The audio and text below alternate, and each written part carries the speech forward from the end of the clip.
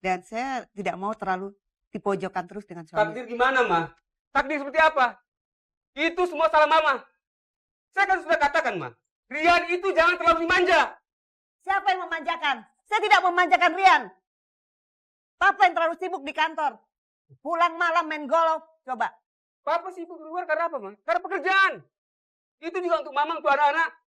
Tapi Mama telah berhenti bekerja. Bukannya di rumah, malah...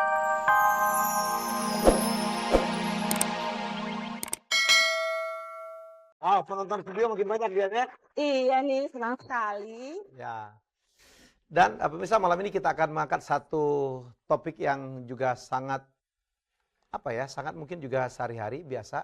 Ya, suami istri sibuk. Karena kadang-kadang masalah gitu, suami istri sibuk, anak terbengkalai, kemudian komunikasi antara suami istri berkurang dan terjadilah malapetaka dan kemungkinan akan berpisah. Jadi adalah seorang, siapa nama suaminya? Dani dan Nana, ya. Dani dan Nana. Pasang suami istri yang dua-duanya sibuk dan anak pertama mereka meninggal karena kecelakaan. Karena sang ibu saking sayangnya membelikan motor ya sebelum umurnya umurnya udah dibeli motor. Sebelum umurnya. Gitu. Belum punya SIM tapi sudah diizinkan untuk memiliki motor. Dan setelah itu sang suami meminta istrinya tolong lebih memperhatikan anak di rumah. Sang istri memang berhenti kerja, tetapi kerja memang berhenti, tapi dia mengisi kegiatannya sebagai seorang sosialite. Clubbing, arisan, saya pikir shopping. Pekerja sosial, bukan ya, ternyata bukan. Sosialite. Beda loh ternyata pekerja sosial dan sosialite.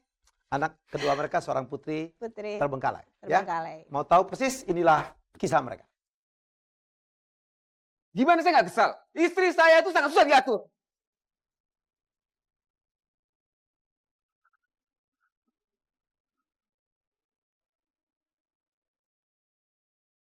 Itulah, karena kelalaian istri saya, anak pertama kami harus menjadi korban. Itu kan bukan saya yang salah.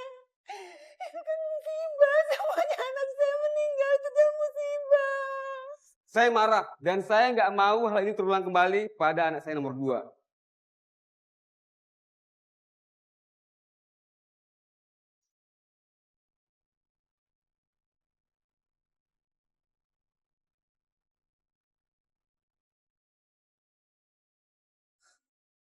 Itulah problematiknya, sangat melodramatis memang Dian ya. Ya, dan mungkin ini cukup banyak terjadi dalam masyarakat. Pada saat satu rumah tangga kehilangan sesuatu yang berharga, bukannya mereka bersama-sama mengatasi rasa duka, tapi justru saling menyalahkan. Kalau kita masih bisa menyalahkan orang lain, mungkin itu adalah hal yang biasa. Tapi yang paling sulit adalah pada saat kita menyalahkan diri kita sendiri. Dan dari sini biasanya akan timbul perilaku-perilaku yang tidak sesuai dengan komitmen yang sudah dibuat di dalam rumah tangga. Baik, satu pelajaran lagi dari kisah yang sebentar lagi akan kita angkat ini adalah bahwa kadang-kadang keliru orang tua berpikir bahwa mengabulkan semua permintaan anak itu adalah sesuatu bukti dari kasih sayang. Kadang-kadang malah menjerumuskan keluarga ini mengalaminya. Membelikan motor sebelum waktunya dan yang terjadi malah motor yang pemberian tanda cinta itulah yang merenggut nyawa sang putra. Dan pertama. Ini adalah banyak sekali ya, kasus seperti ini banyak sekali. Ada 2 advisor kita yang cantik-cantik, tapi kok barusan senyumnya berkurang. Mungkin karena melihat VT-nya yang begitu problematis. Mbak Rey, selamat malam. Kita tepuk tangan untuk Mbak Rey. Inilah Bu Widar ini, Hilman. Terima kasih Bu sudah di studio. Ditunggu advice yang sangat dinantikan oleh para pemirsa. Dan pemirsa, langsung kita akan mengajak Anda untuk menampilkan ya. Inilah suami istri dari Dani dan Nana dan keluarga. Semua keluar? Silakan.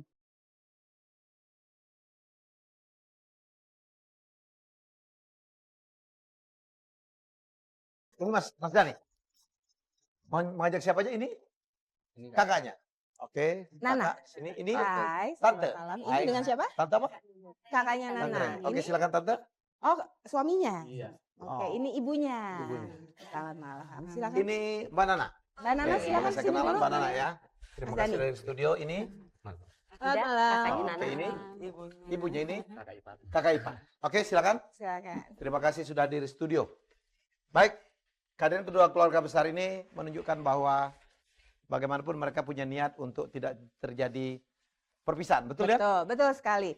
Dengan mereka datang kemari, tentunya memang diharapkan perpisahan bukanlah menjadi satu solusi. Ya. Disinilah kita semua akan bertukar pikiran, membuka hati, membuka pikiran, kemudian juga membuka maaf dan pengertian, sehingga insya Allah mudah-mudahan kita bisa memberikan solusi terbaik bagi mereka berdua. Walaupun ada juga yang datang sengaja untuk akan kayak mau perang gitu dengan besannya ya. Semoga tidak terjadi lagi.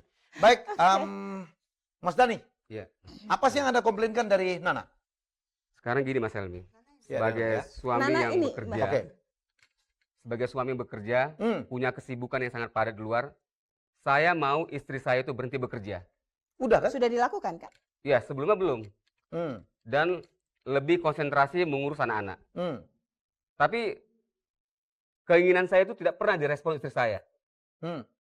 Ya, resikonya anak-anak menjadi korban. Yang pertama meninggal. Iya, anak pertama saya Rian meninggal dunia karena kecelakaan. Ada yang Anda harus salahkan dari meninggalnya Ria? Jelas, ini semua kesalahan istri saya. Hmm. Karena istri saya terlalu memanjakan anak saya Rian. Hmm.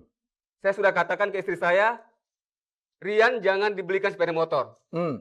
Karena Rian itu hobinya mas.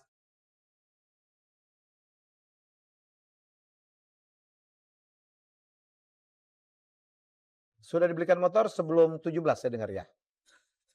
Iya, sebelum 17 tahun sudah dibelikan motor.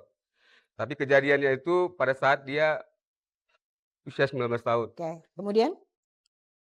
Kemudian setelah kejadian itu, anak saya pertama meninggal dunia, kita berantem, saling menyalahkan, dan saya yakin yang paling pokok di sini istri saya yang salah.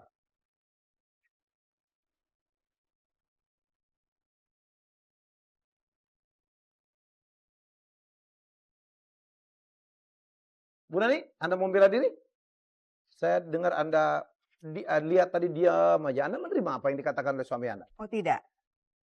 Saya merasa tidak bersalah. Saya cukup memperhatikan anak saya. Terlalu sayang malah anak Anda ya?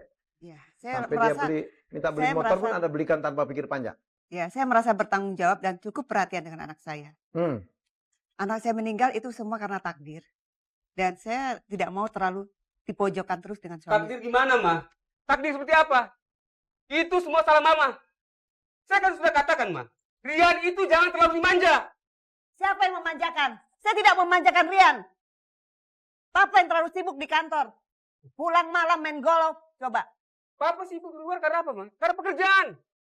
Itu juga untuk Mama, untuk anak-anak. Tapi Mama telah berhenti bekerja. Bukannya di rumah, malah saya nggak tahu lagi, Mas. Sibuk semua. Dani, kamu jangan mojokin istri kamu dong. Kamu juga punya kewajiban ngurusin juga rumah tangga. Jangan pekerjaan, bisnis kamu. Itu nggak adil namanya. Enak aja kamu maunya istrinya terus yang dimojokkan. Selalu yang dituntut istrinya. Sama dong, laki Oke, perempuan itu sama Ini seimbang. bicara kakaknya ya? Iya. Yang bicara Ida, kakaknya. Ida, dengar dulu. Dengar dulu apa cerita Mas Dani sebenarnya. Iya. Kejadian sebenarnya kamu mau dengar? Dengar dulu kejadian sebenarnya. Mas Dani ada yang masih mau diungkapkan? Seperti itulah, Mas. Dia memang menuruti kemauan saya untuk tidak bekerja. Ya, pada akhirnya berhenti kerja juga. Bekerja, kan, iya. Mbak Nana? Tapi kenyataannya setelah dia berhenti bekerja bukannya di rumah. Justru kesibukan dia itu lebih padat di saat dia bekerja. Lebih padatnya gimana nih Mas Dani? Maksudnya keluar rumah? Pulang Keluar setiap rumah, hari? pulang malam. Hampir tiap hari tidak di rumah? Iya. Pulang jam 12 malam. Saya pulang dia nggak ada. Oke, Anda masih punya seorang putri ya sekarang? Iya. Berapa usianya? 17 tahun. Sudah 17. Oh, 17 tahun itu usia yang lagi mekar-mekarnya Butuh ya, perhatian. Mbak Rey? Bu Oke, Nina? kita break sebentar, kita menuju Mbak Rey. Ya, Mbak Rey silakan.